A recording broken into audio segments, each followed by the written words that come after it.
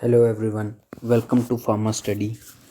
आज हम बात करेंगे कोरोना वायरस पर। कोरोना वायरस के बारे में हम लोग सबसे पहले कोरोना वायरस की पैथोजेनेसिस समझने की कोशिश करेंगे। जेनेसिस समझने के बाद हम कौन कौन से टारगेट साइट्स है और कौन कौन सी मेडिसिन्स हैं उसकी बात करेंगे। और उसके बाद हम लोग बात करेंगे ICMR की गाइडलाइंस क्या है फॉर कोविड पॉजिटिव पेशेंट। तो स्टार्ट करते हैं वीडियो।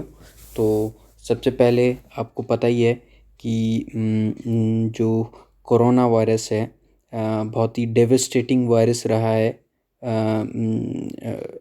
फ्रॉम दिसंबर 2019 और इंडिया में ये मार्च 2020 में जब आया था तो तब से लेकर के अभी तक बहुत ज़्यादा नुकसान कर चुका है।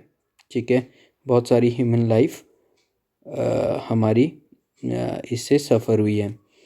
तो स्टार्ट करते हैं। सबसे पहले जो कोरोना वायरस है, कोरोना वायरस क्या है बेसिकली। कोरोना वायरस जो है जो कि आप बहुत सारे न्यूज़ चैनल्स और इंटरनेट पर या सोशल मीडिया पर देखते होंगे। उसका जो स्ट्रक्चर है कुछ इस तरह का दिखाया जाता है। ठीक है, तो basically the outer surface of virus coronavirus contain spike proteins. ठीक है, एस प्रोटीन्स। तो एस प्रोटीन्स को हम लोग क्या बोलते हैं? Basically these are called as spike proteins. ठीक है, तो बेसिकली जो ये स्पाइक प्रोटीन्स है जब ह्यूमन बॉडी में एंटर करते हैं ये इंटरेक्ट करते हैं किसके साथ? बॉडी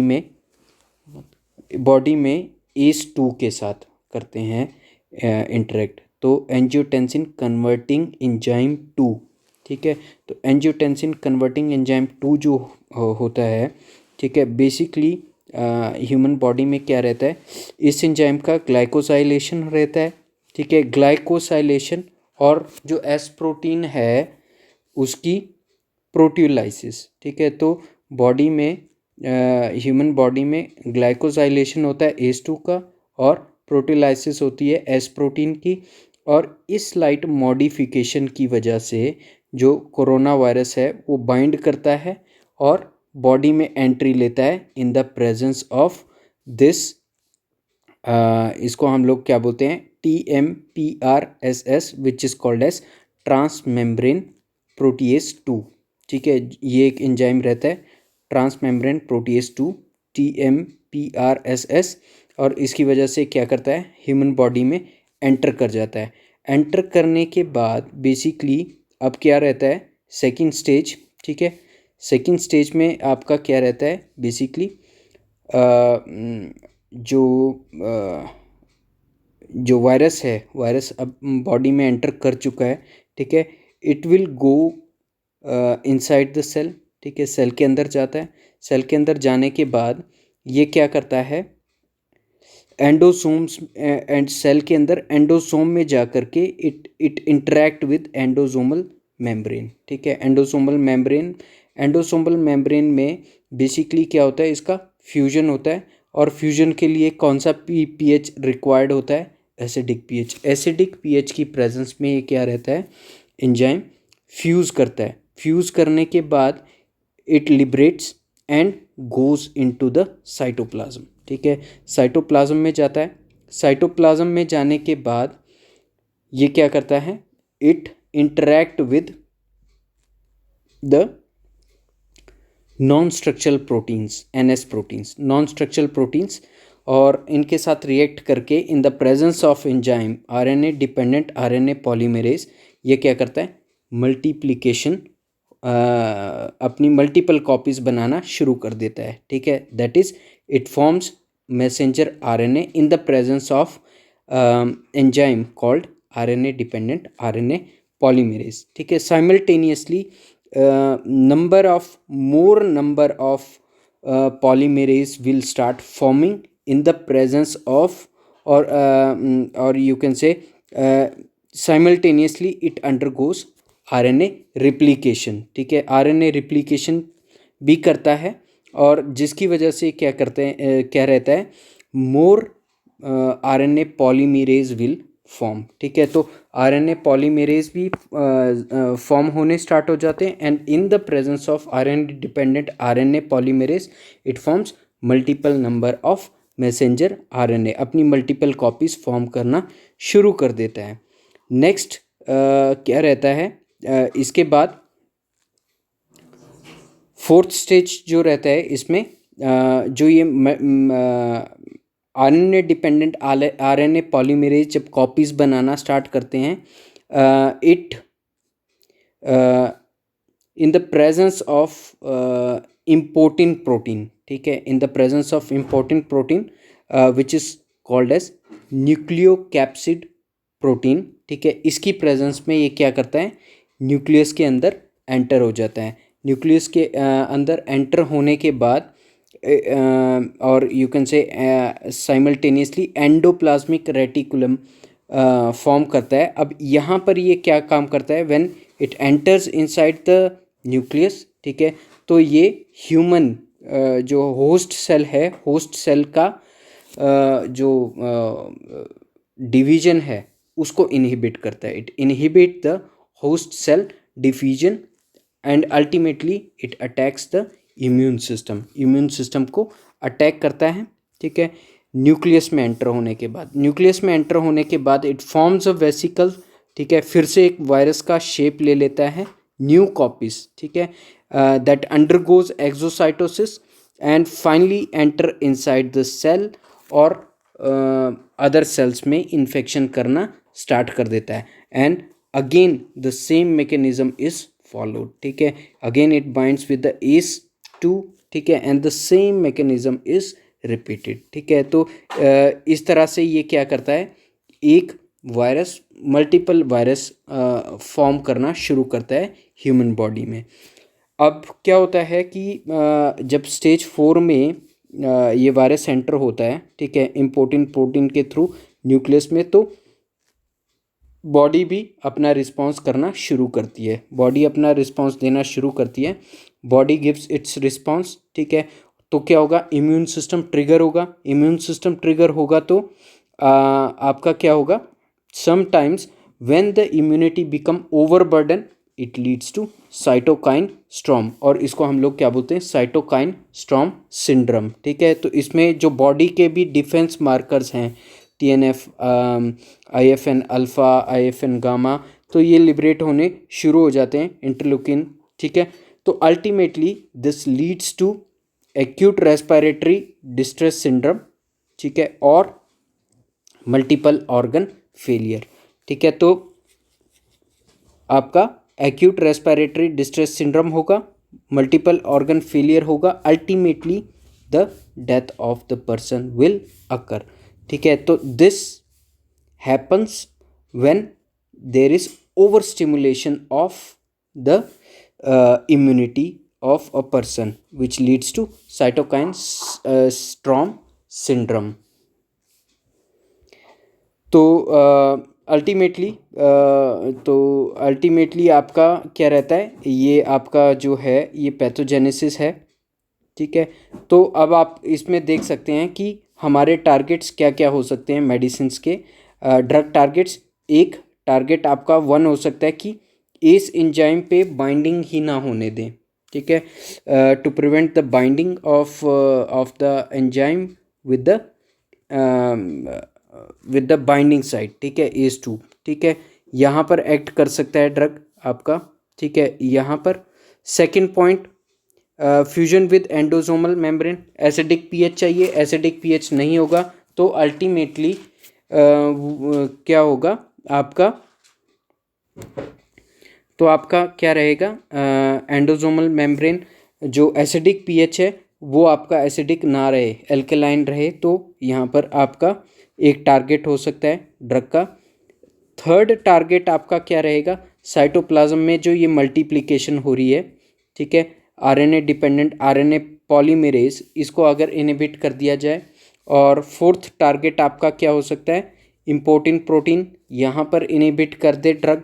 ठीक है, और फिफ्थ टारगेट आपका क्या हो सकता है, साइटोकाइन स्टॉर्म सिंड्रोम, जो ओवर शूट हो रही है आपकी इम्यूनिटी, यहाँ पर ड्रग इनहिबिट करे। तो 5 टारगेट हमारे हो सकते हैं नोवल कोरोना वायरस ट्रीटमेंट के। ठीक है, तो टारगेट 1 पर आपको याद रखना है कौन कौन सी ड्रग्स है जो एक्ट करती हैं।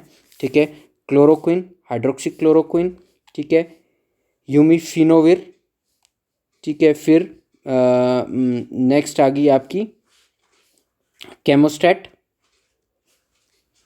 केमोस्टैट and nafamostat. These are the drugs which acting on the target 1। ठीक है, टारगेट 2 के लिए आपकी कौन सी आ गई, हाइड्रोक्सी क्लोरोक्विन। ठीक है, तो ये ड्रग्स आपकी इतना मेजरली यूज़ नहीं हो रही है एट प्रेजेंट। जो आपकी सबसे डिमांड में जो चल रही है ड्रग, दैट इज़ रेमडेसिविर। ठीक है, remdesivir is a prodrug.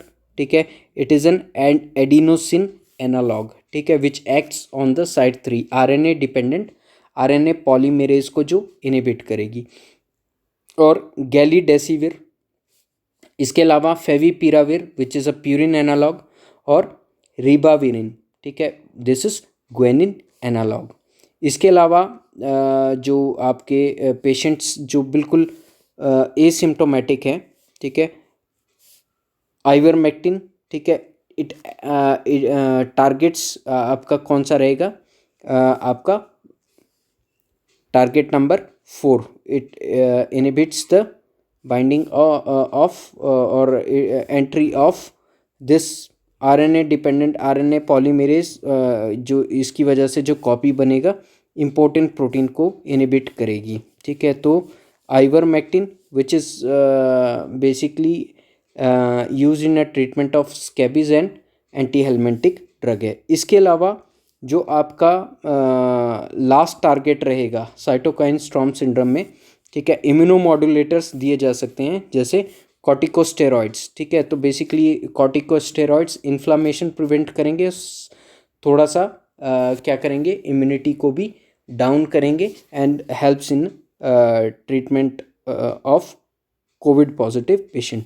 Second target इसमें हो सकता है आपका इंटरल्यूकिन 6 एनालॉग। ठीक है,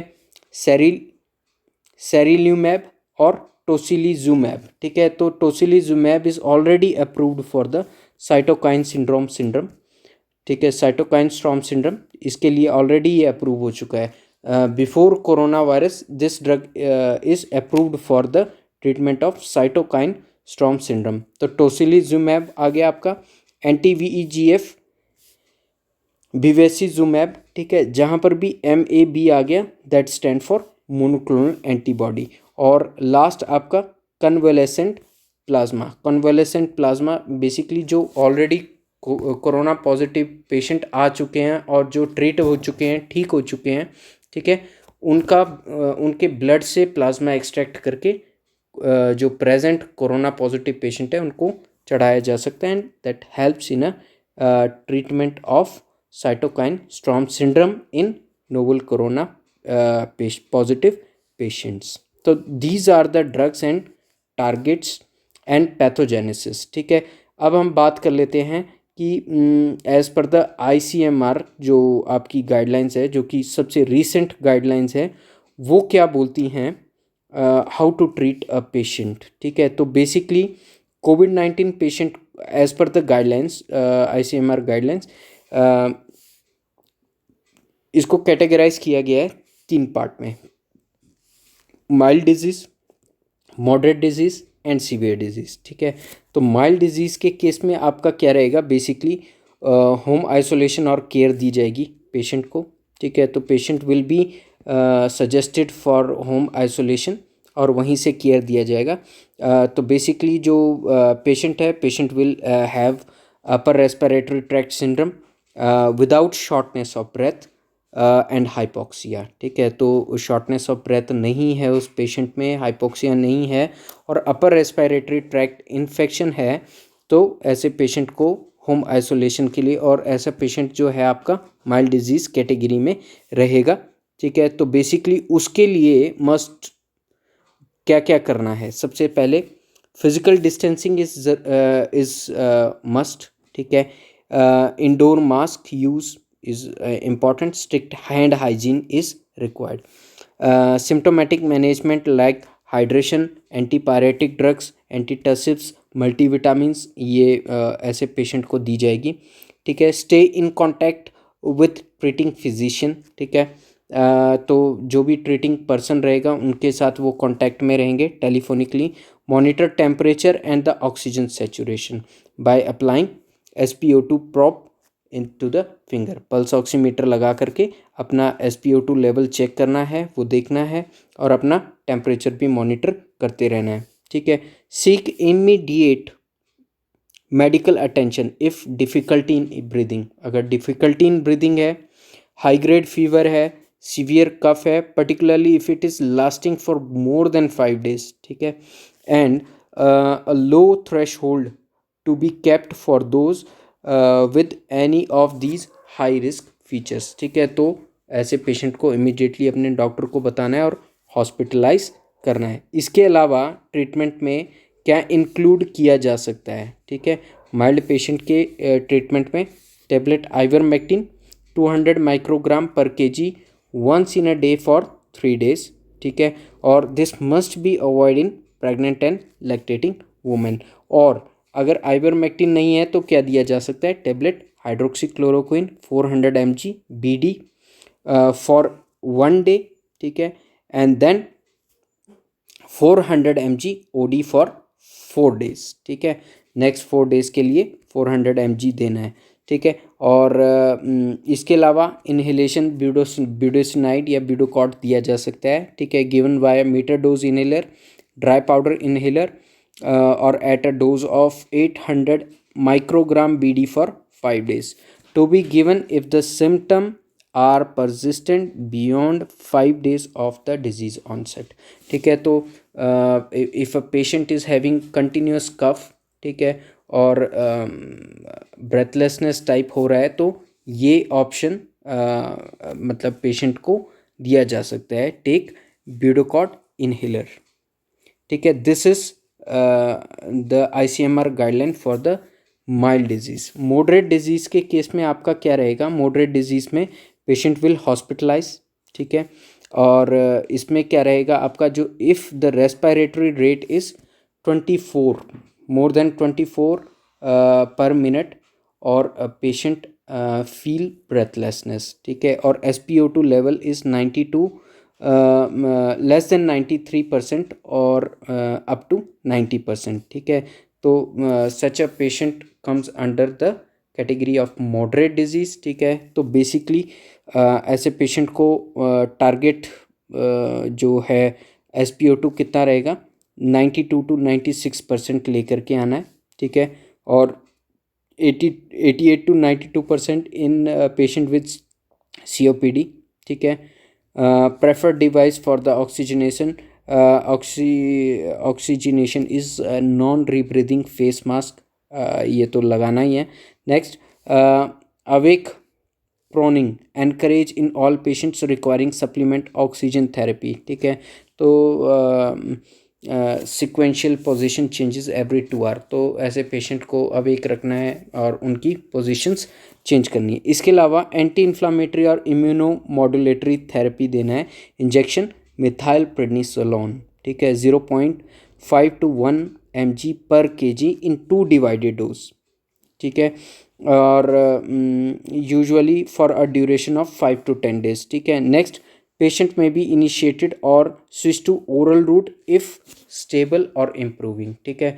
तो इंजेक्शन को हटा करके पेशेंट को टेबलेट्स में डाल देना है अगर पेशेंट इम्प्रूव करता है. इसके अलावा anticoagulation low molecular weight heparin. ठीक है. That has to be given. ठीक है. और इनॉक्साप्रिन 0.5 mg पर kg per day subcutaneous route से देना है. And there should be no contraindication और हाई रिस्क ऑफ ब्लीडिंग. ये भी ध्यान में आपको रखना है. ठीक है. नेक्स्ट मॉनिटरिंग करना है आपने क्या क्या. क्लिनिकल मॉनिटरिंग करनी है. वर्क ऑफ ब्रीदिंग कैसा है, hemodynamic instability, change in the oxygen requirement, whether the consumption जो है ऑक्सीजन कंजप्शन पेशेंट का कम होता जा रहा है या कंजप्शन बढ़ता जा रहा है, ठीक है, वो रखना है। देन चेस्ट एक्सरे, ठीक है, HRCT of chest should be done only if there is worsening condition रहेगी। तो लैब मॉनिटरिंग में आप सी रिएक्टिव प्रोटीन्स आप चेक कर सकते हैं, D dimer that has to be checked, complete blood count, CBC, liver function test, kidney function test, that has to be checked, और interleukin 6 level has to be checked, ठीक है। तो this is the ICMR guideline for the moderate disease। Next आ गया आपका severe disease में अगर if a person have the respiratory rate 32 और 30 पर मिनट और मोर than 30 per minute, patient is in breathlessness and SpO2 level is less than 90%, ठीक है। तो such patient requires immediate hospitalization and patient will admit in ICU, ठीक है। Normal जो आपका respiratory rate जो आ रहा है, रेस्पिरेटरी रेट आपका 12 to 15 पर मिनट रहता है, ठीक है, ये भी आपको ध्यान में रखना है। तो सीवियर डिजीज़ के केस में patient will admit in ICU, ठीक है। तो पेशेंट को आपको क्या करना है, एक फेस मास्क देना है, ठीक है। In a patient with increasing oxygen requirement if work of the breathing is low, ठीक है। तो ऑक्सीजन सपोर्ट देना है patient, increasing the oxygen. If अगर उसके बाद भी पेशेंट रिकवर नहीं कर रहा है, ऑक्सीजन रिक्वायरमेंट उसका प्रॉपर नहीं आ रहा है ऑक्सीजन, तो इंटूबेट कर देना है patient. Intubation should be the prioritized in the patient with the high work of breathing, ठीक है। और use of conventional ARDNS protocol for the ventilatory management, ठीक है, तो वो फॉलो करना है। एंटी इन्फ्लामेटरी ड्रग चलेगा इसमें आपका मिथाइल प्रेडनिसोलोन 1 to 2 mg पर kg IV इन 2 डिवाइडेड डोजेस, ठीक है, for 5 to 10 days। Anti coagulation therapy भी देनी है ऐसे पेशेंट को, ठीक है। Low molecular weight heparin which is called as enoxaparin subcutaneous देना है 0.5 mg पर kg, ठीक है, ट्वाइस, ठीक है। और इसके अलावा आपका जो इम्पॉर्टेंट रहेगा इसमें monitoring, again chest X ray HRCT has to be done and the same lab monitoring, C reactive protein, D dimer, kidney function test, LFT, ये आपको देखने हैं, ठीक है। अगर पेशेंट क्लिनिकली इम्प्रूव हो जाता है तो पेशेंट को डिस्चार्ज करना है, ठीक है। और हाई रिस्क जो रहते हैं इसमें, जो हाई रिस्क पेशेंट रहते हैं आपके, वो रहते हैं आपके हाई रिस्क सीवियर डिजीज़ और द मोर्टेलिटी रेट आपका पेशेंट का जो एज है अगर मोर देन 60 years है, और if a patient is having comorbid conditions, ठीक है। इसके अलावा आपका स्पेसिफिक सर्कमस्टेंसेस में जो ड्रग्स है जो प्रिस्क्राइब किए हैं, इंजेक्शन आपका रेमडेसिविर, टोसिलीजुमैब, ठीक है, इसके बारे में हम लोग बात कर चुके हैं, और कन्वेलेसेंट प्लाज्मा, ठीक है, that has to be given to the patients, ठीक है। तो this is all about the pathogenesis of novel coronavirus treatment as well as the recent guidelines as per the ICMR। I hope आपको ये video अच्छा लगा होगा। Thank you for watching and do subscribe our channel. Thank you.